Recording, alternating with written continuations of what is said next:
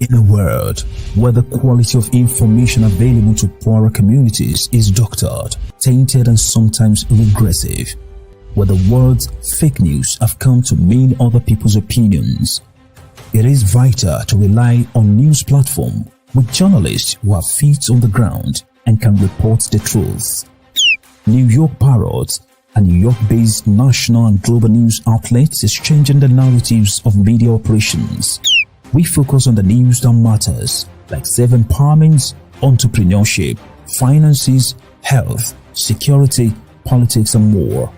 We strive to curb violence, racial and economic discrimination, and to promote peace and socio-economic development of multiculturally diverse world. As we give voice to the people, we also give your business a voice and make it heard. Get your products and services off the ground by advertising on our fast-growing platform. With so much of daily visits to New York PARROT, you can't afford to be invisible to prospective clients on the website they trust the most. Our posts reach millions of people across the New York State and around the world. Advertising on our news site will unlock an audience of thousands of potential customers on your doorstep. New York PARROT is born to prosperously speak tomorrow for the voiceless.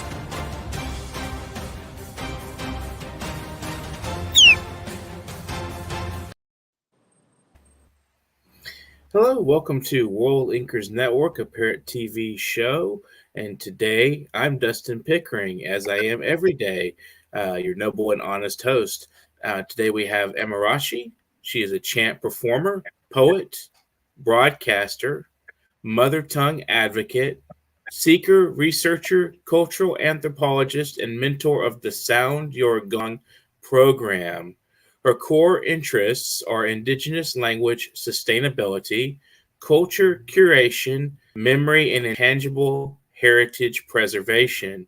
She has performed in Nigeria, Ghana, South Africa, the United Kingdom, where she completed a 4-month performance fellowship with the British Royal National Theatre, and many performances in the USA, one of which is Gendering Africa Symposium, an annual Africa Woman Conference at Columbia University.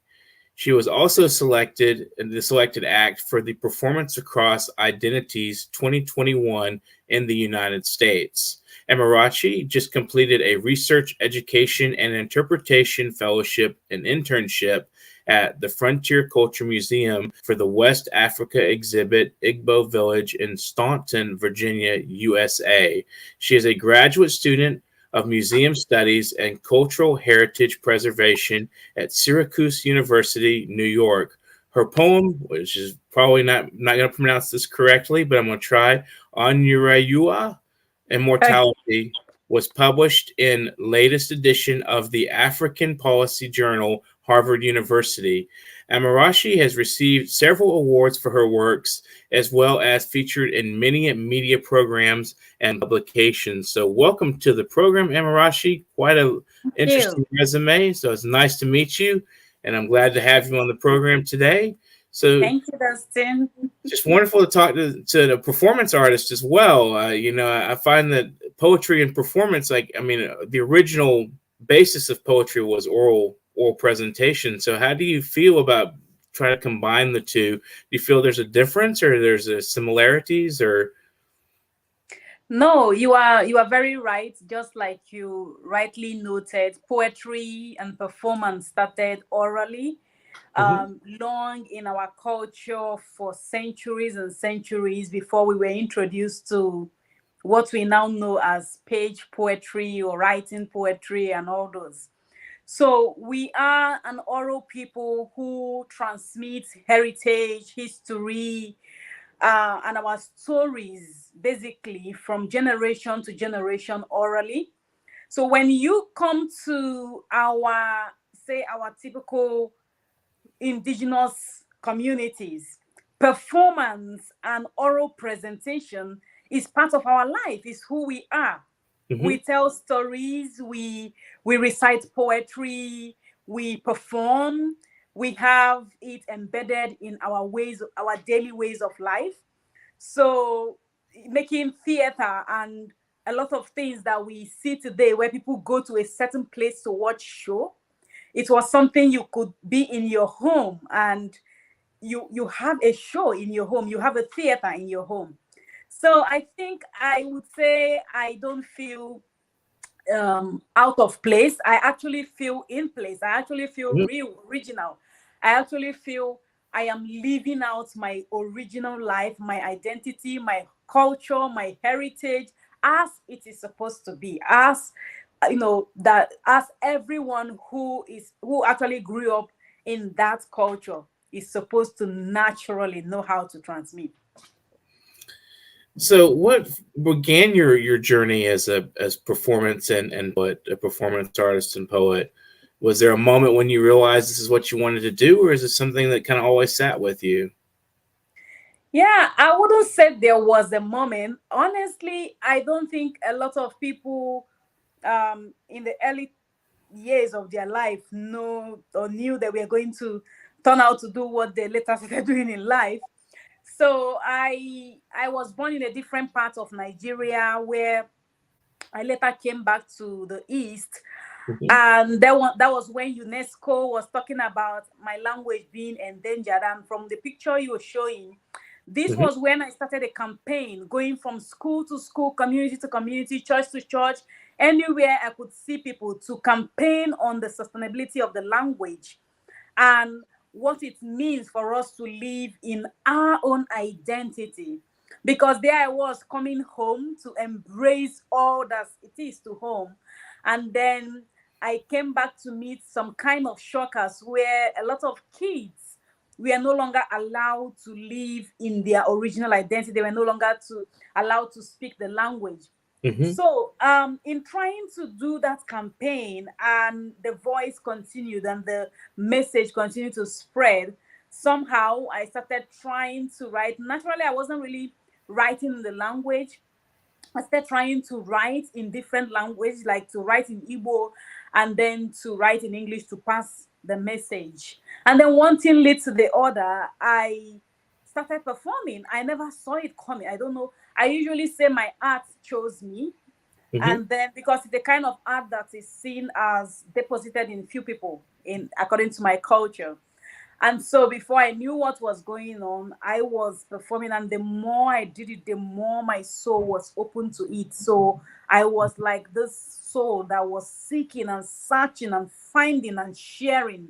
So I started enjoying it and I immersed myself in all of it. So before I knew what was going on, I was a full-blown artist. I was already in the media, also presenting some programs in the language, and I was going from state to state, place to place, and then suddenly became country to country performing in my own indigenous language. And soon I was called to come to the National Theatre, where I was for 5 months performing in my language. So it started and chose me, and I couldn't say no. And here we are today. Excellent. So, I mean, artists are typically, it feels like it's a kind of not so much a profession, but a calling, or almost like there's almost like a religious characteristic to it, in my opinion. So, what in your studies and in your activities, what have you found that the relationship between language and the preservation of culture is? So, language in itself is culture. We have a culture that you cannot see as complete without the language, because a lot of the parts of our culture is embedded in that language. For instance, when you look at our proverbs and our idiomatic expressions, even if you try to translate them to English language, they don't make sense, because you are just translating. And when you do that, you find out that, wait, what am I saying? Which is why you still find sometimes we write in the language and something, places like Facebook or some, try to translate it, and it completely doesn't make sense, because that is not, it is contextual. So when we are talking about squirrels and talking about tortoise and talking about sheep and goats in the proverb, it doesn't mean that when you just do direct translation, that is what it means. It's not understood in the literal sense. So language is that vehicle through which you can pass that culture from generation to generation. You cannot completely get a hold of that culture if you do not know the language, because the spirituality, the we have non-verbal communication too, that sometimes only the language would allow you to express that non-verbal aspect of it. So you cannot understand some of the things in the culture in English. It's like thinking in English and trying to understand it in English. It wouldn't make sense to you. So your spirit and soul will be it only when you understand the nitty-gritty of that language. You begin to understand the stories, the folk stories and the folk songs and all the history that is passed down, like in the kind of performance I do. It's something that it's not just speaking to your ears, it's speaking to your soul. And that will happen even though anybody could enjoy it and feel what I am performing, but to understand what the message being passed through each performance, which might not necessarily be in the wordings, it takes someone who understands the deeper aspect of the language. So the proverbs, the idioms, the story, the history, and the teachings, the knowledge, the science, the art is being passed down through the language. So it is a very important part of us. And when I started this campaign and going to communities and trying to collect memory, I call myself also a memory collector, to seek to find this culture and bring it together. I realized that we can't do that without the language. So I went on to start campaigning and started my festival and started different platforms to sustain this language. And I think it is the same with every other African culture. This language is something, a vehicle for us where we have all those secrets hidden. It's just like when they say, you want to hide something, put it in a book or something. Like, for us, you want to really hide something, put it in the language, because in the language we have all of it there. And you cannot leave the language if you want to understand our culture. You have to do it together with the language. Well, we have a performance video of you doing the. I believe the MUTIU has that ready to go. We can go ahead and play that and discuss it a little bit. So. Nkachi jiri onye kọra n'ọnụ na nya gala kọmesha ga anyị ala meshi ngani nebo n'ụmụ ụmụ ọkwa ndị be anyị na-asị na ọnwa bụ iji eji ichi aja na ebe chefu ome onye riri mkpụrụ amụ ebile ji ibi ụgwọ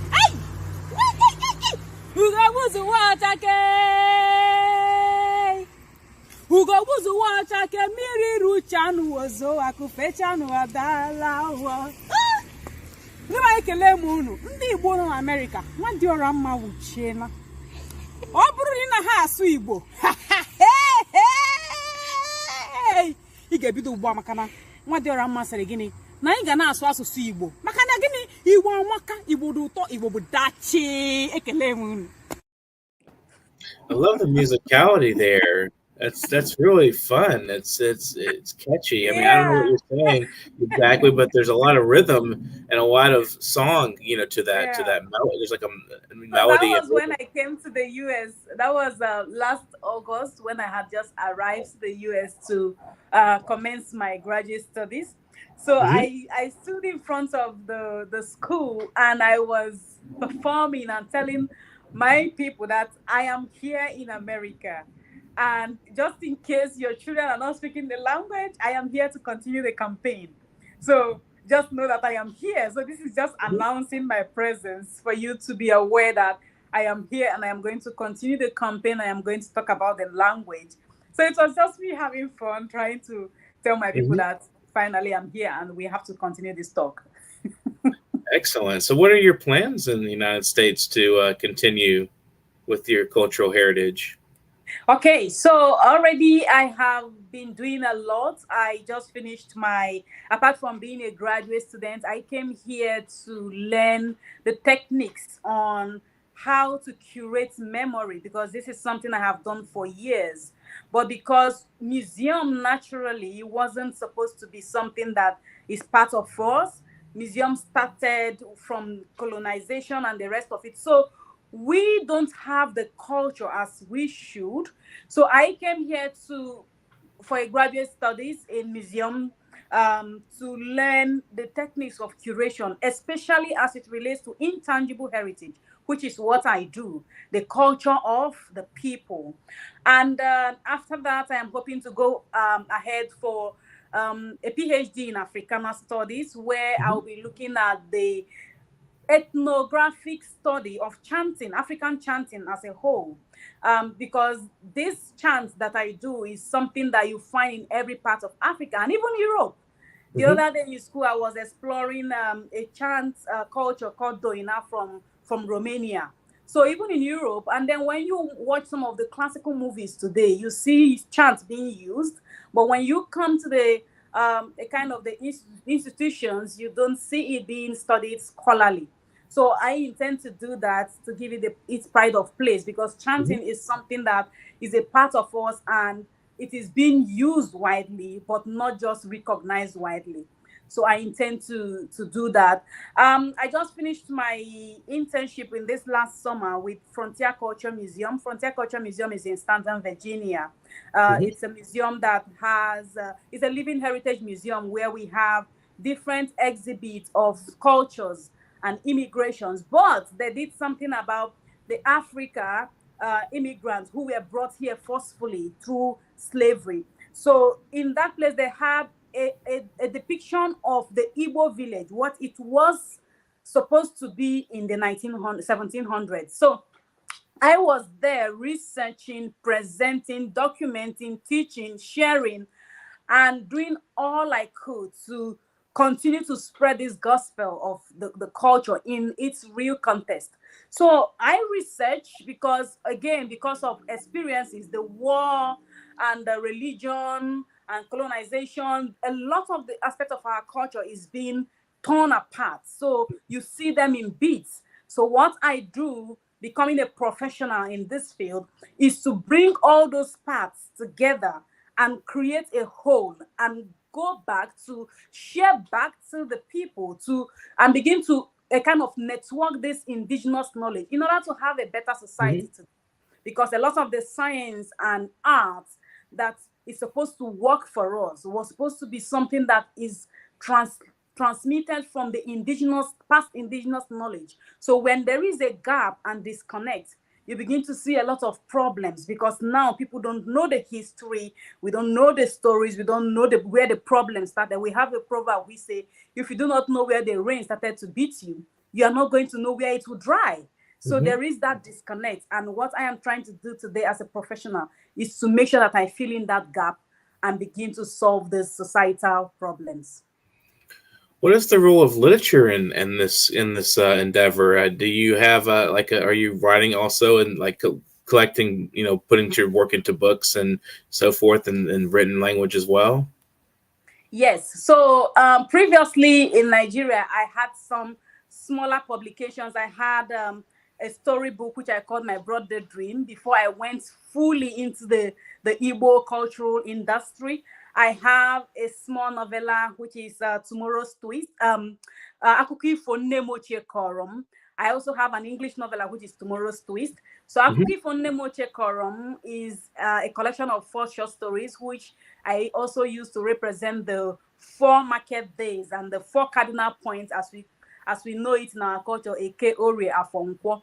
I am also working on a collection of poetry book now, and I am also working on a children's book for people, families, and children who were born outside of Igbo land, basically, where parents are finding it difficult to explain to their children what their land look like.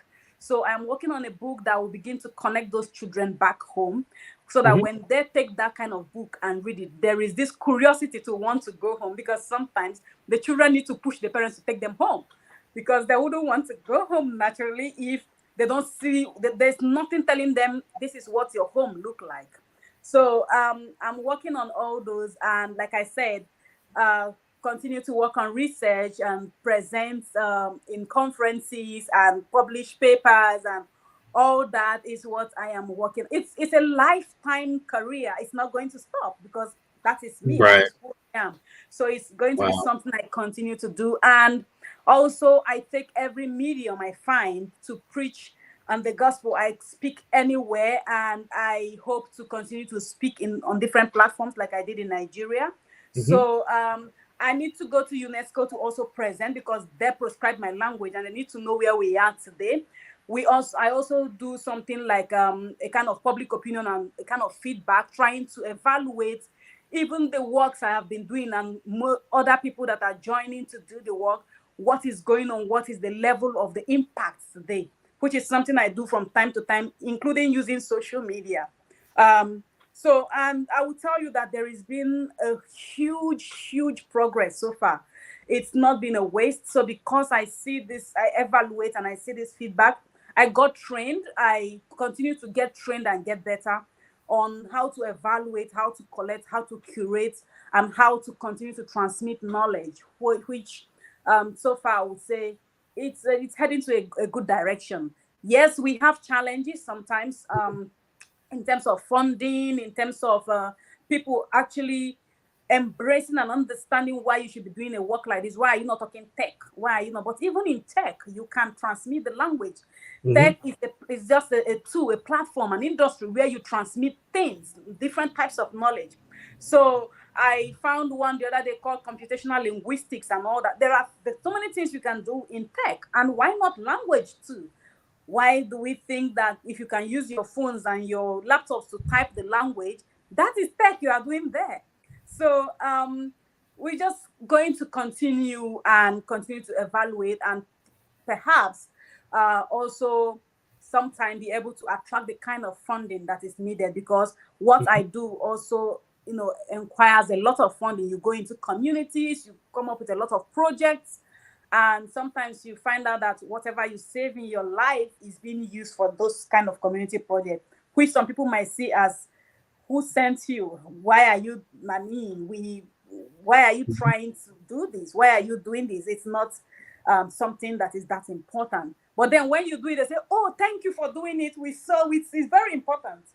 You see, so it's just something that you continue to struggle and show the light and show that this is what it is. This is the feedback. This is why we are doing this. And until they begin continually to see that, a lot of people, it becomes difficult to really, bring them back to see the value and invest in the cultural promotion industry, because that is something that we find most challenging.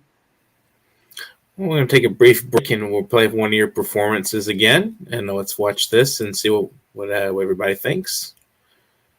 I come decorated in the patterns of the old, in the proverbial wisdom of my ancestors. I, a seeker, I, a messenger, and I, the message. We who cracked the mystery of how the river found its way into the bellies of the coconut to the heavens. We were queens, defenders of our lands, before history was thwarted to fit into the pages of the new narratives. Afamefula of the Enugu coal mine and Wanyeruwa of the Oloko women riot wouldn't have existed today, for we have been bruised and broken, as do the land suffer. And weep, for she yearns to be weeded and nurtured to flourish. Her children no longer have respect for her. Nsani is now the new norm. We are daughters of Annie.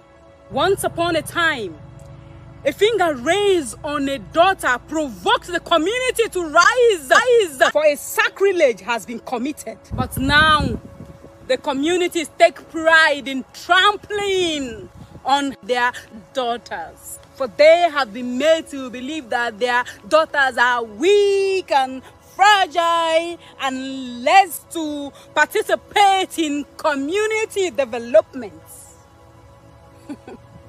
For if only they know, Ogunangba,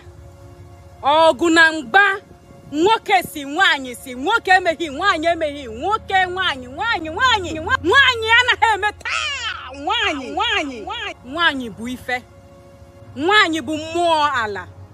I came from the land of queens and kings, from my ancestors. had the philosophy of duality. For there is femininity in masculinity and masculinity in femininity. My ancestors knew that.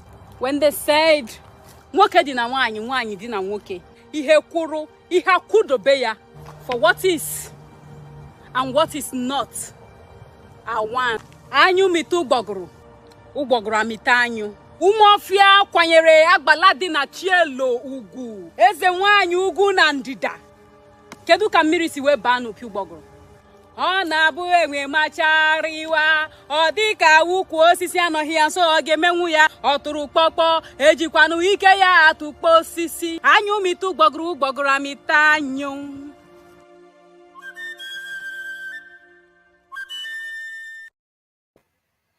Well, that was wonderful. What can you tell us about that? Okay, so another thing that I try to do, like I said, is to educate or re-educate, or a kind of put things into perspective. So one of the major problems that I've seen all around the world is the misconceptions and misinterpretations of people's culture.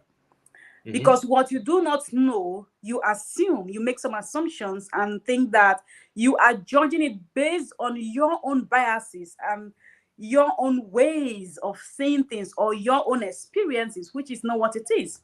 So it is often said that the Igbo culture is patriarchal in nature and all that. And then there is this thing about trying to save the Igbo women. No, you don't save us. Our culture from the word go was the culture of duality. And those who do not understand can go to museums, British Museum, the Museum of African American Art, wherever you want to go to see the African art. Look for the Igbo art. You will see that they are always in twos. There is always the male figurine and the female figurine. We have the concept of duality in our culture. Yes, there were gender roles, and those gender roles were not necessarily to put the other gender down. Those gender roles was in recognition of the biological makeup of the man and the woman. We had a kind of our indigenous political system where that of the women was even much more respected than that of the men. We had what we call the Umuada. That is a group of women who were overseeing affairs. And Omonna, the group of men. Everything was in balance, including in the oath of initiations of the young men and the young women.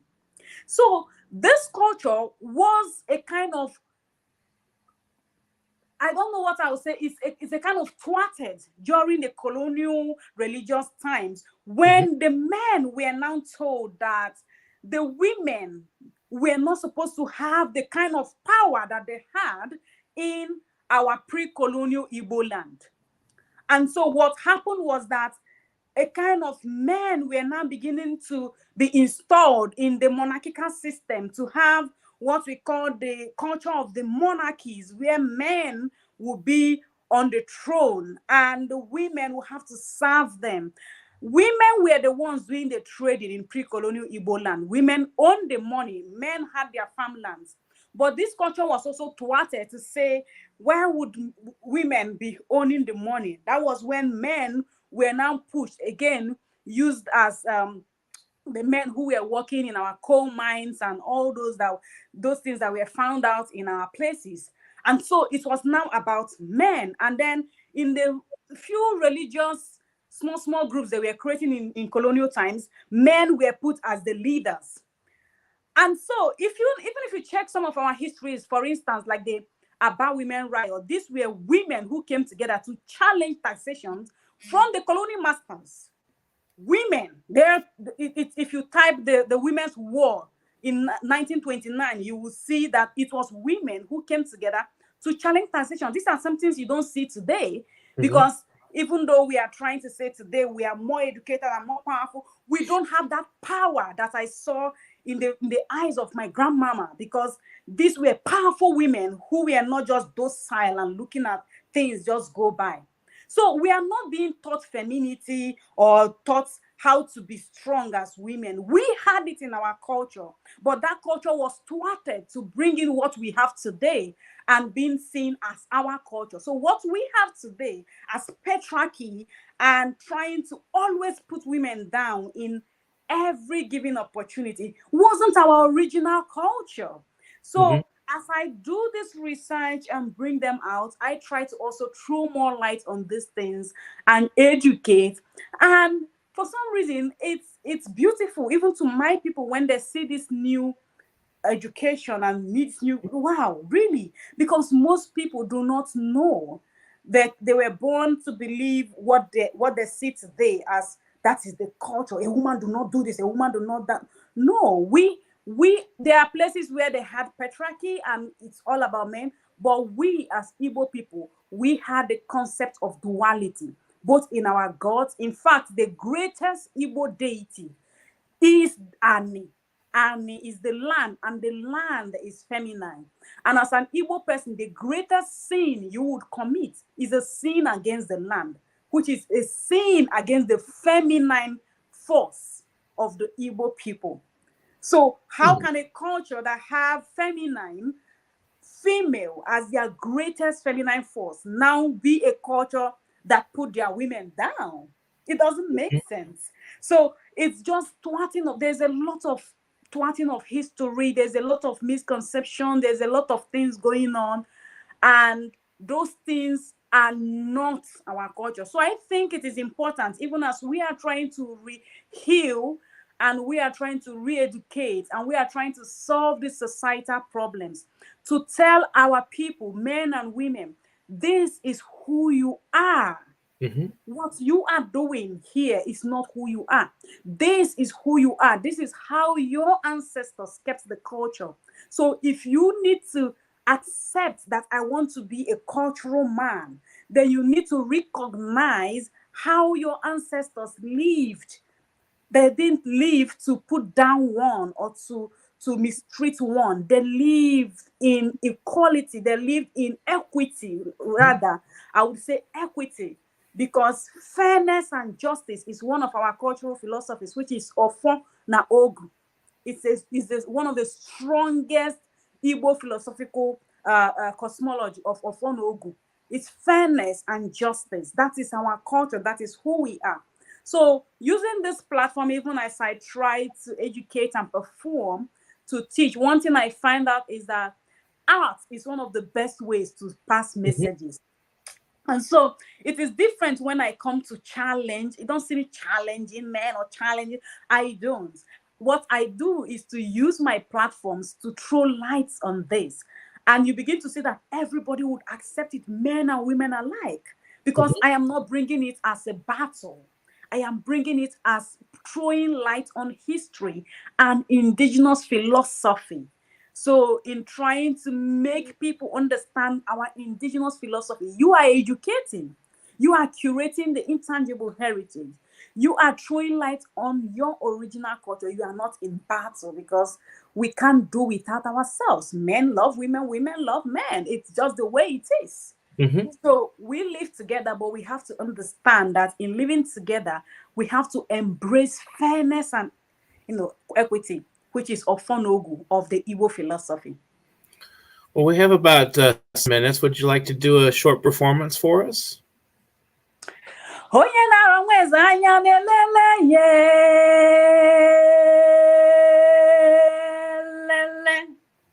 Ịchọ ịma ihe gburu ọjụ ịgawa n'ụzọ gaga n'ogu ma dịrị onye nọdebere ihe na-anụ ihe ọ na-akpọ ọja kpọlitere m mgbọrọgwụ ndị Igbo ala anyị elu ala ikuku ọkụ mmiri akwụrụ akwụ niile ugwu ndagwurugwu sokwa ya ala nna m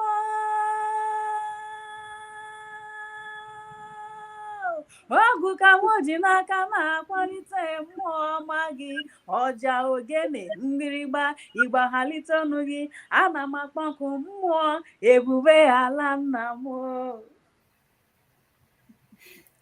Thank you. So what words of wisdom would you like to leave our viewers with today? What I would say is, when you know who you are, you stand a better opportunity, a better person to love others. You need to accept who you are in order to see who others are, in order to embrace others. So because I love my culture, I tend to love Indian culture and the Yoruba Oriki and the European. I begin to see uniqueness in every people, because in this diversity we form a global whole that is beautiful. So accept who you are, and you'll be able to see who another person is and appreciate the person. Would you like to share any shout outs or thank yous to supporters, family, friends, anybody out there you want to say hello to at the end of the program today? Yes, ndị Igbo ekele mụ n'ukelechi unike ekelechi unike ọ bụ nwanne unu Amarachi Attamah na-ekele asịrị m imeno.